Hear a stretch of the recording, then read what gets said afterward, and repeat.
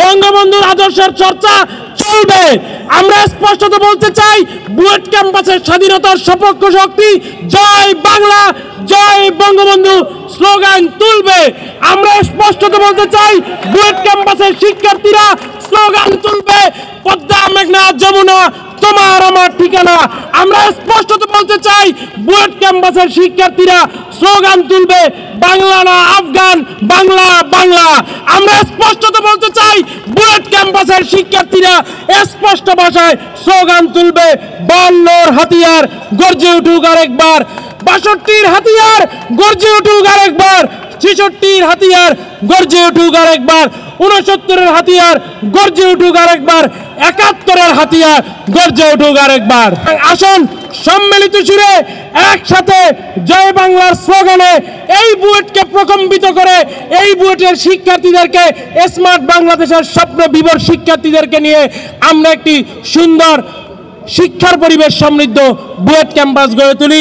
এই বিষয়ে বুয়েটের যে সকল শিক্ষার্থীরা রয়েছেন তাদের পাশে বাংলাদেশ ছাত্রলীগ সবসময় ছিল।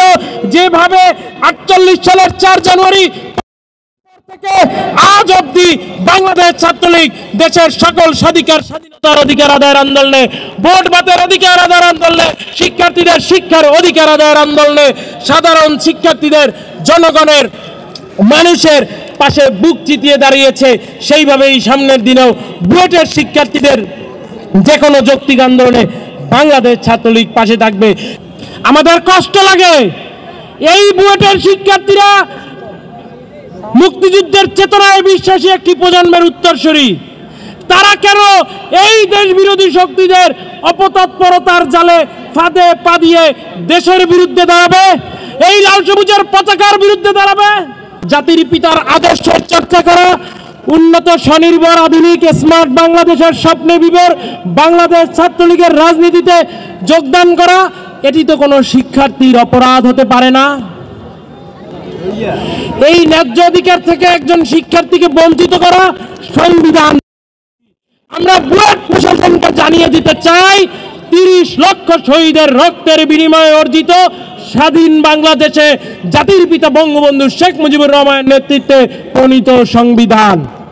আসুন আমরা সবাই ঐক্যবদ্ধ হয়ে বুয়েটের স্বাধীনতার সপক্ষ শক্তির পাশে দাঁড়াই। আসুন আমরা সবাই ঐক্যবদ্ধভাবে বুয়েটের মুক্তিযুদ্ধের সপক্ষ শক্তির পাশে দাঁড়াই। শিক্ষাঙ্গনে সন্ত্রাসের প্রশ্রয় কারা দেয়?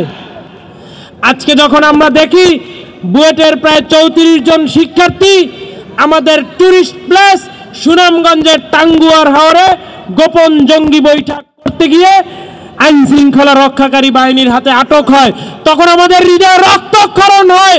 যেই বুয়েট ক্যাম্পাসে সেই ইস্ট পাকিস্তান প্রকৌশল বিশ্ববিদ্যালয়ের শিক্ষার্থীরা সেই ইস্ট পাকিস্তান প্রকৌশল বিশ্ববিদ্যালয়ের নাম পরিবর্তন করে স্বাধীন বাংলাদেশে বাংলাদেশ প্রকৌশল বিশ্ববিদ্যালয়ের নামে একটি প্রতিষ্ঠানে নিজেদেরকে পড়াশোনা করার জন্য স্বমহিমায় স্বাধীনতা যুদ্ধে ঝাঁপিয়ে পড়ে 9 মাসের রক্তক্ষয়ী যুদ্ধ শেষে এই দেশমাতৃকাকে স্বাধীনতার লাল সবুজ পতাকা ছিনিয়ে এনে দেয় সেই বুয়েটেরই 34 জন শিক্ষার্থী দেশ বিরোধী ষড়যন্ত্রের অপরাধে, দেশকে অস্থিতিশীল করার ষড়যন্ত্রের অপরাধে, দেশকে জঙ্গিবাদী রাষ্ট্রে পরিণত করার ষড়যন্ত্রের অপরাধে, দেশকে পাকিস্তানি ভাবধারার রাষ্ট্রে পরিণত করার অপরাধে, দেশকে আফগানিস্তানি তালেবানি ভাবধারার রাষ্ট্রে পরিণত করার অপরাধে যখন সেই সুনামগঞ্জের টাঙ্গুয়ার হাওর থেকে গ্রেপ্তার হয়, তখন আমাদের হৃদয়ে সত্যিই রক্তক্ষরণ হয়, আমরা ব্যথিত হই।